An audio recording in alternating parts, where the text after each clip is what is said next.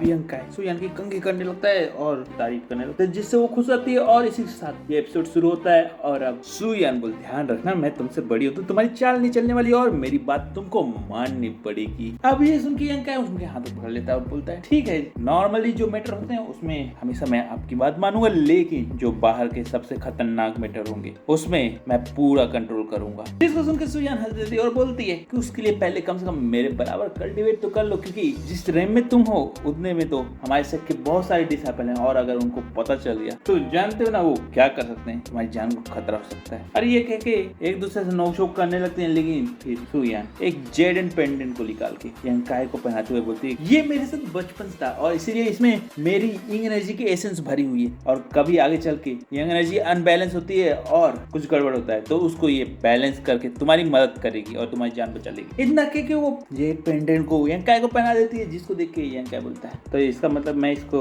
Love का token समझूं, और वो खिंचाई करने लगता है जिसमें वो शर्मा जाती है। लेकिन फिर अंकाय बोलता है, एक मिनट, जब तुमने मुझको लव टोकन दिया तो फिर मेरा भी फर्ज बनता है कि तुम्हें कुछ दूं। और इतना बोल के वो सुयान को उसकी वापस जगह में जाके बैठ के ध्यान लगाने बोलता है और खुद भी ध्यान लगाता है। और फिर वो अपने अंदर से 9 युंगडुंग की ड्रॉप निकाल के उसके माथे की ओर भेज देता है, जो कि उसके माथे में जाके अब्सॉर्ब हो जाती है और वहाँ पे फिनिक्स का साइन चमकने लगता है, जिसको देख के वो चौंक जाती है और पूछती है कि ये कौन सा ड्रॉप है। तो वो बोलता है कि ये 9 युंगडुंग है, जो कि तुम्हारे मेरिटाइन और कल्टीवेशन के लिए बहुत फायदेमंद होगा, जिससे कि कल्टीवेशन करने में बहुत आसानी होगी और आगे ब्रेक थ्रू में भी मदद हो। अब क्या था, ये सब सुन के सू उसको धन्यवाद बोलती है और बोलती है, अब बहुत हो गया मजा, अब मेरे को एक सीरियस बात पूछनी है, जिसको सुन के अंकाय चौकन्ना हो जाता है और सीरियस हो जाता है। उसके बाद सू बोलती है, अब हमारे पास यहाँ से बाहर निकलने के बाद 2 रास्ते हैं, जिसमें से पहला रास्ता है कि मैं और तुम अपने रिश्ते को सबको बता दें और मेरे फैमिली बैकग्राउंड का है, तुम्हें कल्टीवेट करने के लिए पिल्स और बाकी रिसोर्स आसानी से मिल जाएंगे और तुम्हें मदद मिलेगी और तुम्हें कोई भी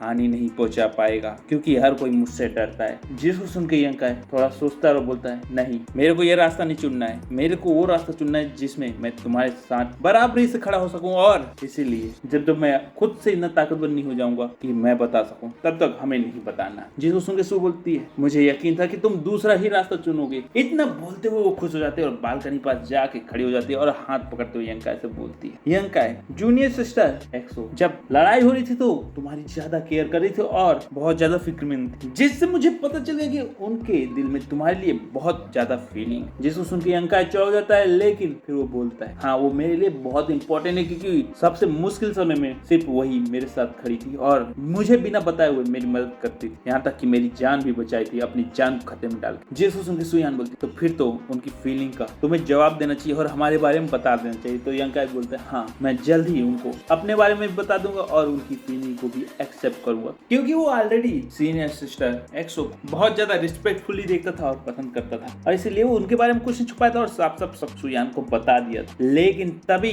वो कैसल हिलने लगता है और वो रेम पूरा भूकंप से कांपने लगता है। उनको पता चल जाता है कि अब ये रेम बंद होने वाला है, तो वो दोनों एक दूसरे का हाथ पकड़ लेते हैं। लेकिन सारे डिसाइपल दिखा जाता है, जिनको एक एक करके रेम से बाहर टेलीपोर्ट वो रेम करने लगता है और अंत में इन दोनों को करता है और वो रेम बंद हो जाता है। उसके बाद हमको अंकाय को दिखाया जाता है, जो एक जंगल में टेलीपोर्ट होकर पहुंच जाता है और सुयान कहीं आसपास नहीं थी, तो वो समझ जाता है कि सुयान अब सेक्ट में पहुंच गई होगी। और तभी वो फिर से एक बार सुयान को याद करता है, लेकिन तभी सू मुंह की आवाज आ जाती है, जीजा जी कैसे हो आप? और ये बोलते हुए तेजी से गला लगाने के लिए अंकाय के पास पहुंचता है, लेकिन अंकाय उसको वहीं पे रोक देता है। और अब उसके चेहरे को देख के अंकाय को पता चल जाता है कि इसके साथ कुछ अच्छा तो नहीं हुआ है, क्योंकि वो अजीब हरकत कर रहा था और अजीब गरीब चीजें बोलने लगा था। जिस पे अंकाय पूछता है, कहीं तुम्हें कोई रेम में बुली तो नहीं किया है और तंग तो नहीं किया है, जिसके कारण तुम ऐसी पागलों जैसी हरकतें कर रहे हो? जिस पे बोलता है, नहीं जीजू, मुझको कौन बुली कर सकता है, मैंने तो दूसरों को किया है। लेकिन उस जिस प्रकार से बताया था ना, उससे पता चला कि वही बुली हुआ है, बल्कि दूसरों ने नहीं किया है। लेकिन तभी सुमो नोटिस करता है कि अंकाय, आई मीन जीजू, आपकी कल्टीवेशन बढ़ गई और ये कपड़े तो आप पे बहुत अच्छे दिख रहे हैं, अगर कहाँ से मिले ये कपड़े,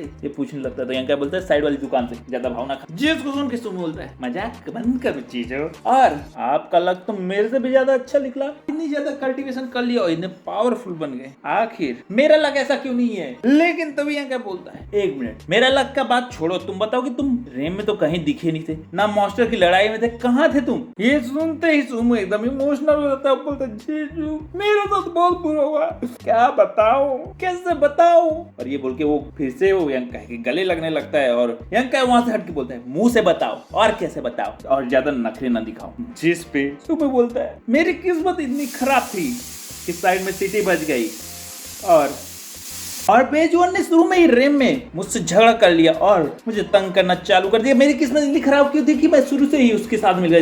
जिस पे यंका बोलता है लगता है तुम लोग पिछले जन्म के कपल हो, क्योंकि देखो ना तुम्हारे नाम का मतलब अर्थ है और उसके नाम का मतलब हेवन, और जहाँ जाते हो एक साथ पहुंच जाते हो और झगड़े करते हो, और इसीलिए तो हेवन और अर्थ लगता है तुम्हें फिर से मिलाना चाहते हैं। मेरे को सोच के घिन लग रहा है कि आखिर हेवन और अर्थ तुम लोग से क्या चाहते हैं। जिसको सुन के सुमो और ज्यादा उदास हो जाता है और बोलता है जी जो मुझको परेशान करना बंद करो प्लीज, मैं सीरियस हूँ। जिस पे यंका बोलता है अच्छा लग तो नहीं रहा है कि तुम सीरियस हो। सुमो बताता है कि वो दोनों आपस में झगड़े कारण सीढ़ी से गिर गए और रेम का कुछ फायदा नहीं उठा पाए और बाहर निकल गए, और बाहर निकलने के बाद अब सुमो बस सो ही रहा था कि तभी यंका को देख लिया और यंका के पास पहुंच गया। जिसको देख के वो बोलता तुम सच में उससे झगड़ा करके गिरे कि उसने तुम्हें बुली कर दिया। जिसपे वो बोलता है मेरे को वो बुली नहीं कर सकता है, बल्कि मैंने किया है। हाँ चेहरे से तो दिख रहा था कि दोनों ने एक दूसरे को तंग करके दोनों का लग खा लिया है। सुन के यंका हंसने लगता है, लेकिन सुमो बोलता है आपको मजाक सूझ रहा है और आप मेरे ऊपर मजाक बना रहे हो। जिसपे वो बोल रहा है मजाक मैं कहाँ बना रहा हूँ, मेरे चेहरे से लग रहा है कि मैं हंस रहा हूँ। और ये कह के वो आगे बढ़ने लगता है। जिसको देख के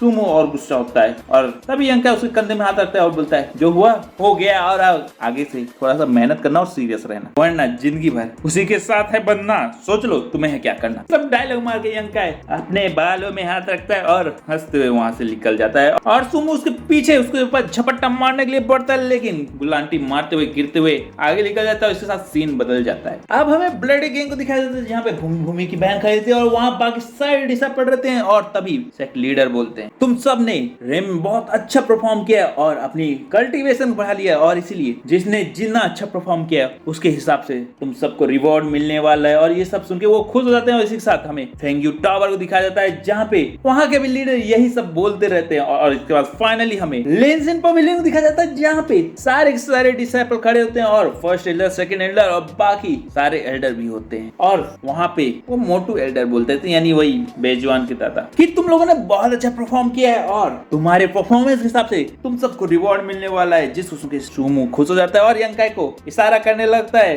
बाकी लोग भी खुश थे, लेकिन तभी यंकाई का नाम बोलने के लिए पनिशमेंट हॉल के एल्डर आगे आते हैं और यंकाई को बुलाते हैं। तो सुन के यंकाई आगे बढ़ने लगता है और उनके आगे आगे खड़ा हो जाता है। जिसके बाद पनिशमेंट हॉल के एल्डर बोलते हैं आज से तुम हमारे मेन डिसाइपलों में से एक हो और सेक्ट ने फैसला किया कि तुम्हें इसके साथ एक और रिवॉर्ड दिया जाए। जिसको सुन सब लोग खुश हो जाते हैं और चौंक जाते हैं कि आखिर यंकाई को इतना ज्यादा कंट्रीब्यूट करने के लिए कौन सा रिवॉर्ड दिया जा रहा है। लेकिन हमको फर्स्ट एल्डर के चेहरे और हाव भाव से पता चल रहा था कि वो खुश तो नहीं थे, बस मजबूरी में रिवॉर्ड दे देते और पक्का कुछ तो चाल चलने वाले थे ताकि यंकाई को वो खत्म कर सके। जिसको सेकंड एल्डर ने भी भाप लिया था, लेकिन वो देखना चाहते थे कि आखिर ये फर्स्ट एल्डर ने क्या चाल चली और इसीलिए वो चुपचाप देख रहे थे। क्या था पनिशमेंट हॉल के एल्डर बोलते हैं यंकाई सेक्ट ने फैसला किया है कि तुम्हें चैंगयू इविल लैंड भेजा जाए और तुम्हारी कल्टीवेशन में और मदद की जाए। जिसको सुन के यंकाई चौंक जाता है। बाकी डिसाइपल भी चौंक ही जाते हैं क्योंकि सबको पता था कि इतने कम कल्टीवेशन के साथ जो जाएगा वहाँ वो जिंदा बच के तो नहीं आएगा। और लेकिन फर्स्ट एल्डर तो यही चाहते थे और मन ही मन को खुश हो रहे थे और बोल रहे थे फंस गया ना यंकाई, ले ली अब रिवॉर्ड और जाके वहाँ मर जाए और कभी मुझको अपनी चेहरे यानी अपना शकल ना दिखा।